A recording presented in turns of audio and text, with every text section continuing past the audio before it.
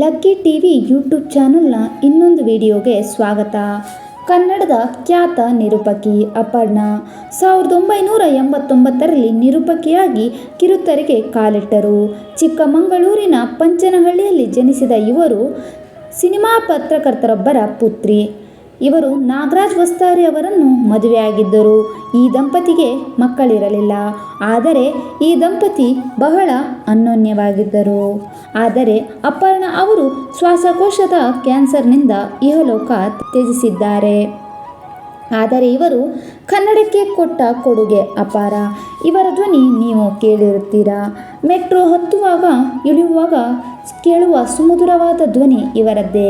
ಮೆಟ್ರೋದಲ್ಲಿ ಹೇಳುವ ದಯವಿಟ್ಟು ಗಮನಿಸಿ, ಮುಂದಿನ ನಿಲ್ದಾಣ ಬಾಗಿಲುಗಳು ಎಡಕ್ಕೆ ತೆರೆಯುತ್ತದೆ ಮತ್ತು ಬಾಗಿಲುಗಳು ಬಲಕ್ಕೆ ತೆರೆಯುತ್ತದೆ ಎನ್ನುವ ಸುಮಧುರವಾದ ಕಂಠ ಅಪರ್ಣಾ ಅವರದ್ದು. ಅಚ್ಚ ಕನ್ನಡದ ಸ್ಪಷ್ಟ ಧ್ವನಿ ಇಂದಲೇ ಅಪಾರವಾದ ಜನರ ಮನಸ್ಸನ್ನು ಗೆದ್ದಿದ್ದರು ಮತ್ತು ಇವರು ರೇಡಿಯೋ ಜಾಕಿಯಾಗಿ ಸಹ ಕೆಲಸ ಮಾಡಿದ್ದರು ಮತ್ತು ಚಂದನ ಟಿವಿಯಲ್ಲಿ ಕೆಲಸ ಸಹ ಮಾಡಿದ್ದರು ಮತ್ತು ಇವರು ಧಾರಾವಾಹಿಗಳಲ್ಲಿ ನಟಿಸಿದ್ದಾರೆ. ಕಲರ್ಸ್ ಕನ್ನಡದಲ್ಲಿ ಮಜಾ ಟಾಕೀಸ್ನಲ್ಲಿ ಇವರ ಕಾಮಿಡಿಯನ್ನು ಎಲ್ಲರೂ ನೋಡಿರುತ್ತೀರಾ. ಇಷ್ಟೆಲ್ಲ ಸಾಧಿಸಿ ಈ ತರಹದ ಕಾಯಿಲೆಯಿಂದ 2 ವರ್ಷಗಳ ಕಾಲ ನೋವನ್ನು ತಿಂದು ಸಾವನ್ನಪ್ಪಿದ್ದರು. ಇದು ಕನ್ನಡ ಚಿತ್ರರಂಗಕ್ಕೆ ಭರಿಸಲಾಗದ ನಷ್ಟವಾಗಿದೆ.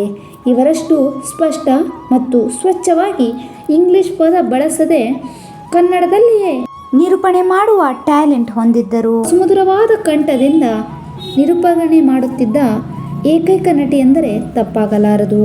ಇವರಿಗೆ ಕನ್ನಡದ ಮೇಲೆ ಪ್ರೀತಿ ಮತ್ತು ಗೌರವ ಅಪಾರವಾಗಿತ್ತು.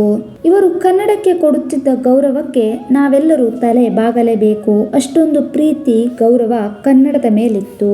ಆದರೆ ಈಗ ಇವರಿಲ್ಲ ಎಂಬುದು ಬಹಳ ಬೇಸರದ ಸಂಗತಿ. ಇವರ ಆತ್ಮಕ್ಕೆ ಶಾಂತಿ ಸಿಗಲಿ ಎನ್ನುವುದು ನನ್ನ ಆಶಯ ಕೂಡ.